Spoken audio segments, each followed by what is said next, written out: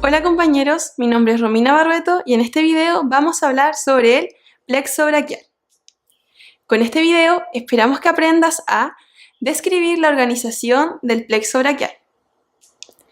Bueno, para comenzar el tema tenemos que saber cómo está conformado el plexo braquial. El plexo braquial se forma de las 4 últimas raíces anteriores de los nervios cervicales, desde C5 a C8 y por el primer nervio torácico que es T1. Todas estas corresponden a las raíces anteriores de estos nervios.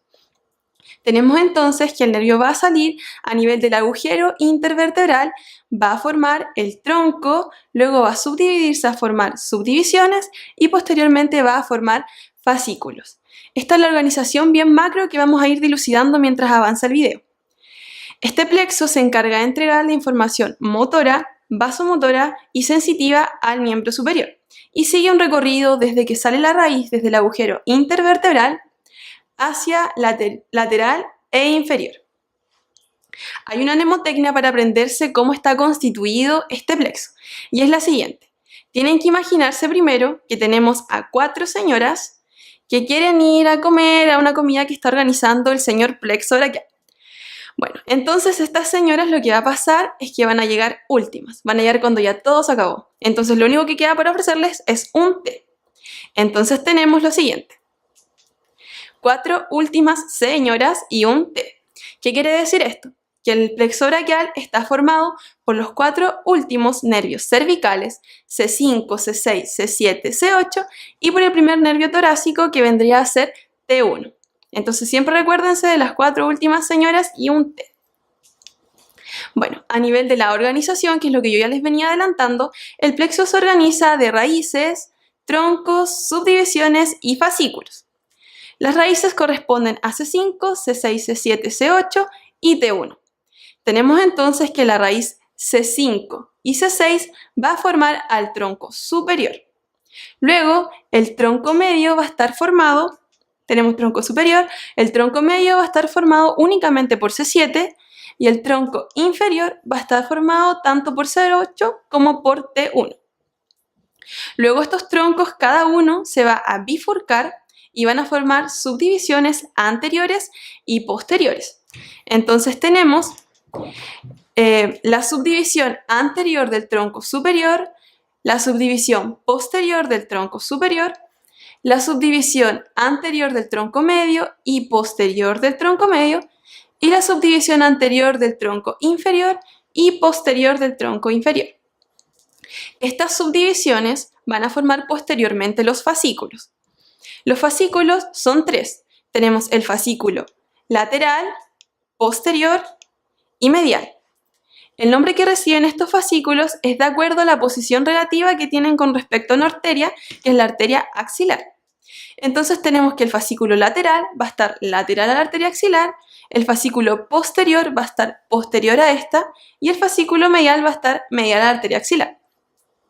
Tenemos entonces que el fascículo lateral se va a formar de la subdivisión anterior del tronco superior y de la subdivisión anterior del tronco medio.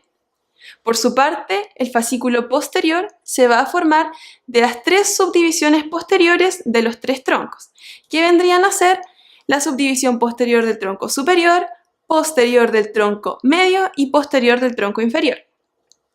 Por otro lado, tenemos que el fascículo medial se va a formar únicamente de la subdivisión anterior del tronco inferior. Entonces ahí ya tenemos a los 3 fascículos que son también quienes nos van a dar tanto ramas colaterales como ramas terminales de este plexo. En cuanto a la organización de las raíces que forman el plexo, tenemos que yo les había dicho que el tronco superior estaba formado por C5 y por C6. Entonces, cuando el tronco de las subdivisiones, cuando el tronco se bifurque, lo que va a pasar es que estas subdivisiones también van a llevar ramos de C5 y ramos de C6. Lo mismo va a ocurrir con el tronco medio. El tronco medio está formado por C7. Y como nos muestra la imagen, cuando el tronco medio se bifurque, lo que va a pasar es que cada una de estas subdivisiones también va a tener tanto a C7 por la subdivisión anterior como a C7 en la subdivisión posterior, como nos muestra el esquema. Por otro lado tenemos que el tronco inferior estaba formado por C8 y T1, y cuando este tronco dé sus subdivisiones, estas subdivisiones también van a tener AC8, pero aquí hay una particularidad, porque T1 solamente da un ramo para el fascículo, para la subdivisión anterior de este tronco. Entonces el fascículo posterior no va a tener este ramo de T1, porque la subdivisión posterior del tronco tampoco tiene este ramo de T1. Si lo tuviera, sería tenerlo de una forma inconstante. Tenemos entonces que este esquema nos va a ayudar posteriormente a entender la contribución que hace cada una de las raíces a la formación de los fascículos, de los ramos y de los ramos terminales. En cuanto a la localización y relaciones que tiene el plexo, tenemos que lo podemos dividir en cuanto a su composición en raíces troncos que van a estar supraclaviculares. La raíz y el tronco van a estar en un espacio que queda entre los dos escalenos que se llama desfiladero interescalénico. Este desfiladero está entre el escaleno anterior y el escaleno medio. Esa va a ser la posición que van a tener tanto raíces como troncos. Luego, a nivel de las subdivisiones, vamos a tener que estas se van a encontrar entre la clavícula y el músculo pectoral menor, y los fascículos se van a encontrar posterior al músculo pectoral menor. En este sentido, tenemos que es muy importante conocer estas relaciones que guarda tanto la raíz y el tronco con los músculos escalenos y también con la arteria subclavia que va a pasar inferior a estos músculos, siendo el tronco inferior el que va a estar más cercano a esta última. Estas relaciones que guardan también todas las partes del plexo las necesitamos para saber posibles sitios en el que los nervios se pueden atrapar. Por ejemplo, tenemos un sitio de atrapamiento que también lo podemos denominar pinza a nivel del desfiladero interescalénico, que es un sitio en el que se pueden comprimir los troncos.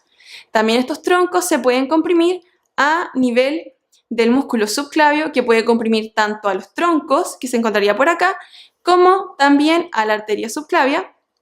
Tenemos también otra pinza que se le puede realizar solamente al tronco inferior a nivel de la cúpula pleural.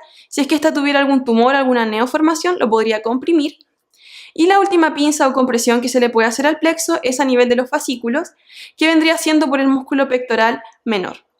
Porque es importante saber estos sitios de atrapamiento o de compresión para los nervios, porque si es que se encuentran comprimidos, los nervios no van a tener su funcionalidad y van a producir ciertas manifestaciones clínicas. Bueno, en cuanto también a esta localización, podemos definir las ramas colaterales y terminales. Vamos a tener ramas colaterales a nivel de raíz y de tronco que van a ser supraclaviculares, y ramas colaterales a nivel de los fascículos que van a ser infraclaviculares, y también a nivel de los fascículos vamos a tener ramas terminales. A nivel de las subdivisiones no tenemos ramas terminales. Bueno, ahora vamos a hablar tanto de las ramas colaterales como de las ramas terminales del plexo. Bueno, acá tenemos entonces nuestro plexo, tenemos marcado las raíces, troncos, subdivisiones y fascículos, y también dejé las raíces que lo conforman para que nos podamos guiar. En cuanto a las ramas supraclaviculares, tenemos que hay ramas a nivel de C5. La primera rama que estoy marcando yo ahí es el nervio dorsal de la escápula, que tiene un origen en la raíz de C5. Este nervio va a inervar al músculo elevador de la escápula. Aquí también le estoy marcando una rama que es el nervio torácico largo. El nervio torácico largo se va a formar de C5, C6, C7 y me va a inervar al músculo serrato anterior. Luego tenemos a nivel del tronco dos ramas.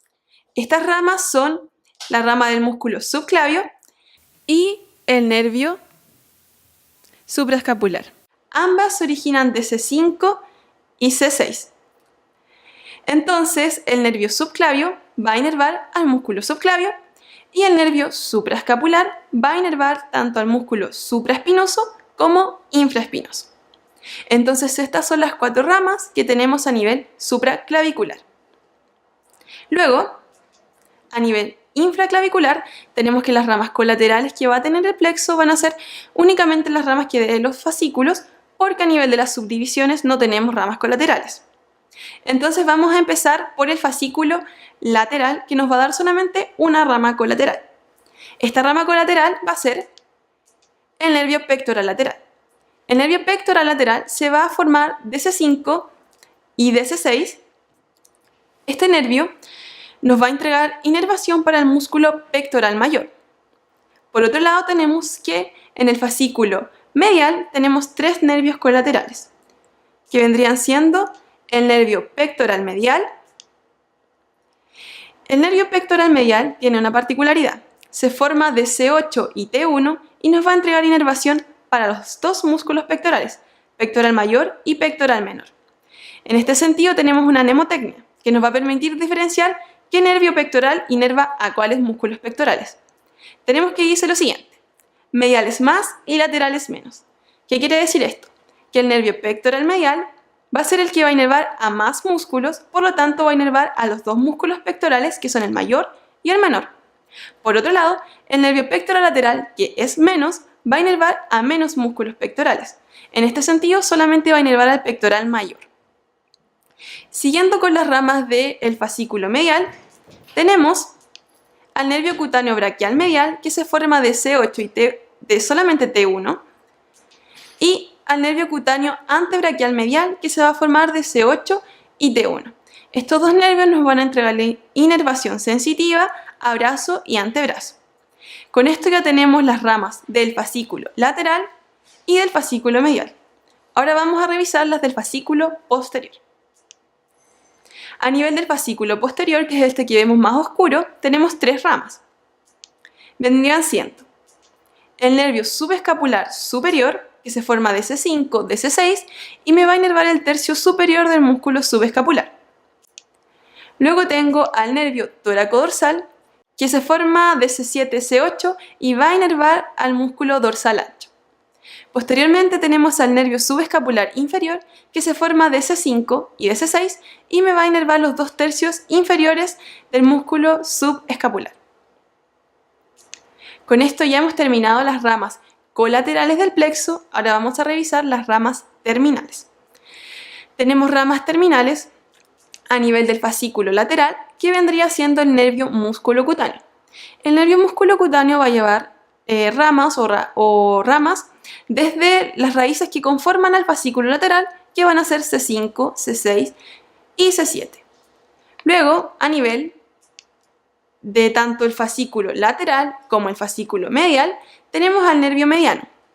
El nervio mediano va a estar formado de C6 a T1, porque la contribución de C5 es inconstante. Luego tenemos a nivel del fascículo medial, que vendría siendo su ramo terminal, el nervio ulnar. El nervio ulnar va a tener ramos de C7, de C8 y T1. Luego, a nivel del fascículo posterior, las ramas terminales que yo les acabo de nombrar, el nervio musculocutáneo, mediano y ulnar, forman una M. Esta M la podemos ver aquí marcada en el siguiente esquema, y lo importante, y por lo que se los quería mostrar, es que esta M es muy visible en los preparados y nos va a servir también para orientarnos y buscar las demás ramas. En cuanto a las ramas terminales del fascículo posterior, tenemos dos ramas, el nervio axilar y el nervio radial.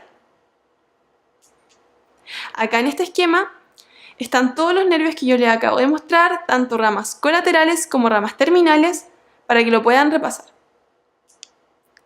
Bueno, a modo de resumen, tenemos que el plexo braquial no es solamente un plexo motor, sino que también lleva información sensitiva y inervación simpática o vasomotora.